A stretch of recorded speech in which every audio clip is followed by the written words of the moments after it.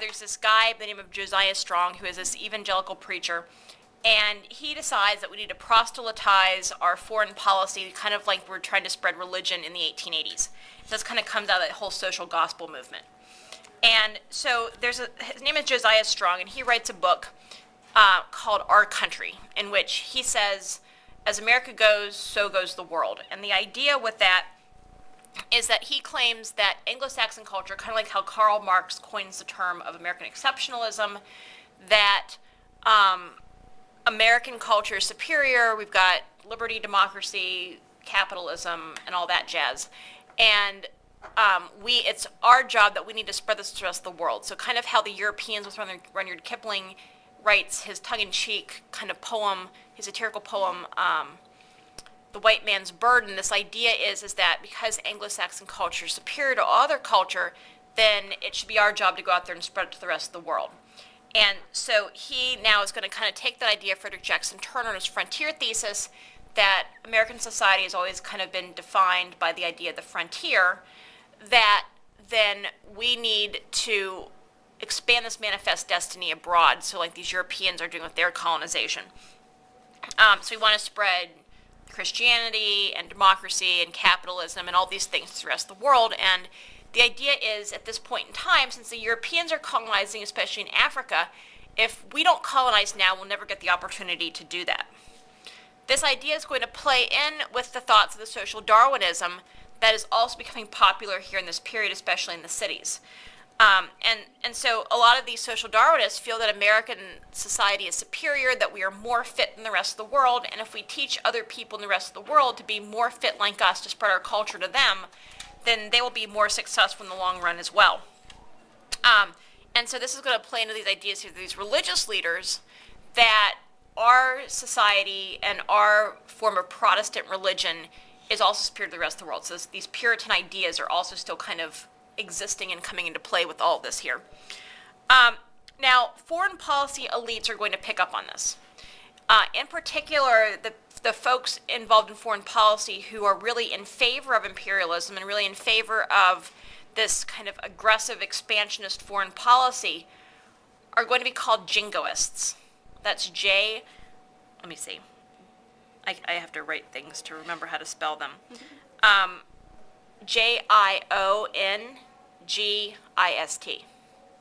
Jingoists. And these guys, again, are for militant expansionism. And they're really going to be influenced by all these things that they're reading.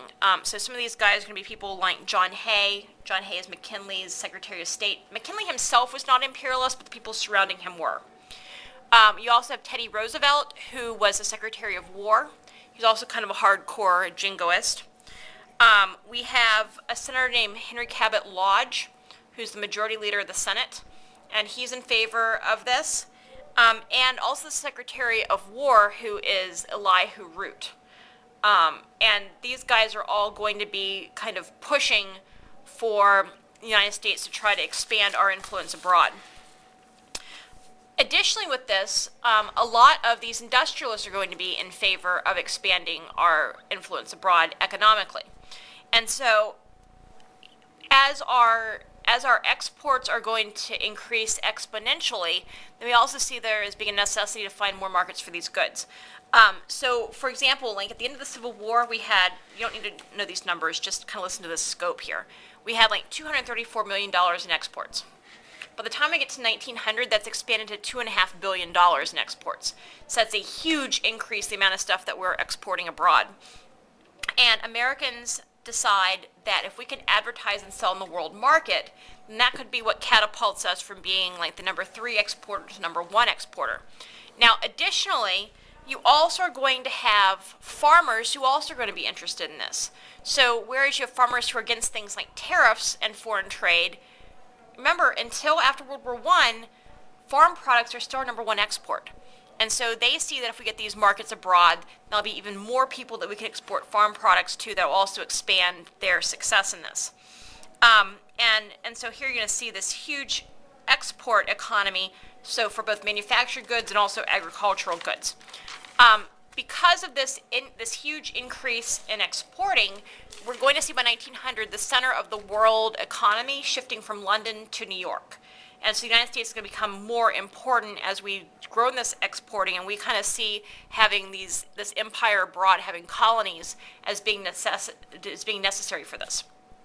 Now, the thing is that if we intend to expand our influence both with trade and have an economic empire, but also to try to get colonies and have a colonial empire, then we also need some way to back this up and protect it. And so also kind of driving this is that in the 1880s, about the same time that Josiah Strong is writing, you also have a guy by the name of Alfred Thayer Mahan. And Mahan is going to write a book called The Influence of Sea Power on History. And you know the title of that book because it appears all the time on the AP exam. The Influence of Sea Power on History. And he was an admiral, but he also was a historian. And he goes back and he looks at every major world empire that ever existed. So he goes all the way back to like ancient Greece. And he says every major world empire always had the most powerful navy in the world. So if we're serious about creating this huge empire and having colonies abroad, we also need to have a navy capable of protecting it and backing it up. And so in this, he says that we need to expand from having the old wooden navy, which is outdated and antiquated, to now having a new steel-hulled navy with boilers and all that stuff. And so he really says there are three things that need to happen in order for us to have this new navy and become a world power. So the first thing he says is that we have got to now, upgrade our navy to this new steel-hulled navy. Secondly, he says that we are going to need naval bases around the world. So we need colonies to serve as naval bases because these ships kind of have to stop and resupply occasionally. And then the third thing he says that we need is we need to create a Panama Canal. Well, not so much in Panama, but we need a canal through the isthmus between North and South America so we can move our navy back and forth between the Atlantic and Pacific Ocean and really have this global navy that is able to be a world power. Is that why they set up a naval base in the Philippines, or did that happen? Yeah, we'll get to that here shortly. Anyway, so he says we need to do all this stuff, but it really isn't until the 1890s they're actually capable of starting to look in that direction. Now the thing is that this is going to cause some drama because not everybody thinks that having an empire is a good idea. So you've got all the jingoists, you've got people who feel like we do need to expand our markets abroad and our influence abroad. Then you also have people who feel like this is a bad idea. So for example, William Jennings Bryan is against this. Andrew Carnegie is against this. Mark Twain is against this. And so you're going to see people who argue, you have Grover Cleveland that's against this, who argue that having an empire is kind of contrary to American founding principles, because if we fought the British to not be a colony anymore, then we really have no business going out there and starting colonies of our own. And they start to really worry about this, especially labor leaders, that if we have markets abroad, then we'll see more competition for labor. And so you kind of see this still kind of playing out today, right, with the idea of sending jobs overseas, and therefore we shouldn't do that, so then we have more American jobs. And so labor leaders also are going to be against this. But the thing is that by the time we get to the 1890s, then we kind of end up on this imperialist trajectory. And so we're going to start to see us being more involved in everywhere else. But we also are going to see the United States realizing that for the most part, our foreign policy is not that vastly different from that of England. So remember, the 19th century is called Pax Britannia. That's the era here of the British Empire. And the United States realizes that we don't really want to fight England for this. We want to work in hand with them. And so this is where you see what's created, the term for this is called the Anglo-American rapprochement. And this means that British foreign policy and American foreign policy start to go hand in hand. So from here on out, we're always going to be allied with England no matter what, even to this day. All right, so let's talk about some actual imperialism that goes on.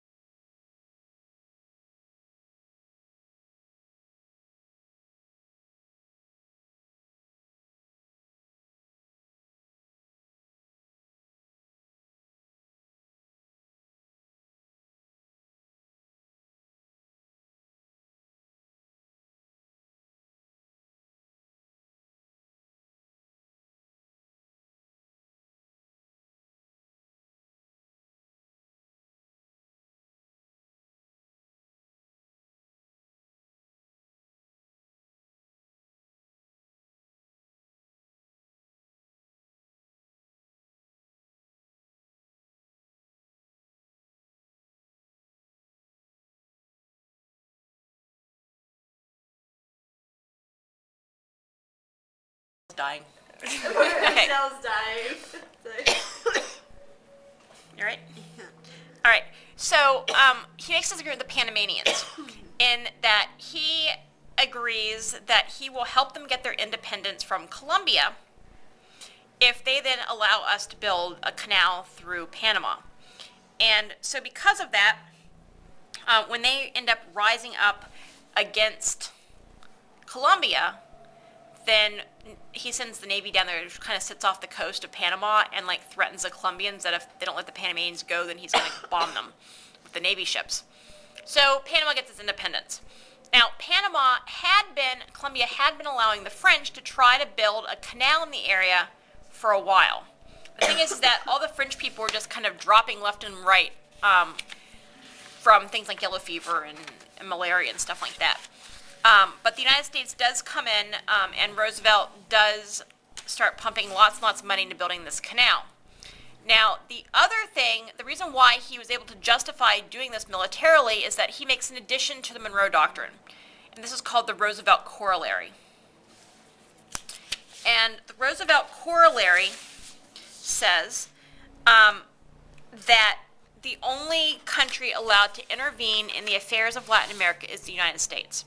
And so we're going to act kind of like the police of the Western Hemisphere, whereas if there is unrest in any Latin American country that threatens American business interests, then we will then step in with our military and knock them back in line. And so he's going to use that Roosevelt Corollary to kind of justify this action in Panama and building of the Panama Canal. Roosevelt serves the rest of McKinley's term and a second term himself, and then he steps down. And his hand-picked successor, William Howard Taft, comes in after him. Taft also is going to have an imperialist foreign policy. Only his foreign policy is a little less militaristic. He's not a jingoist. And so his foreign policy is called dollar diplomacy, in which his goal here is to try to encourage American businesses to invest in Latin America. Then we would control these countries by controlling their economy. And then if these Latin American countries, if like these dictators then tried to threaten the American business interests, then we would send the Navy to knock them back in line. And then the final guy who's going to have to deal with this imperialist issue at this point in time is Woodrow Wilson. He's elected in 1912. He's a Democrat. He's not a jingoist. In fact, he's the one who tries to keep us out of World War I until we get sucked into it. And his foreign policy towards Latin America is called moral diplomacy. And he says the United States should not intervene with anybody else unless we're doing it to protect democracy. And so for that reason, with his whole phrase here for World War I, to keep the world safe for democracy, we're only going to see him intervening when he feels like he needs to help protect these democratic governments.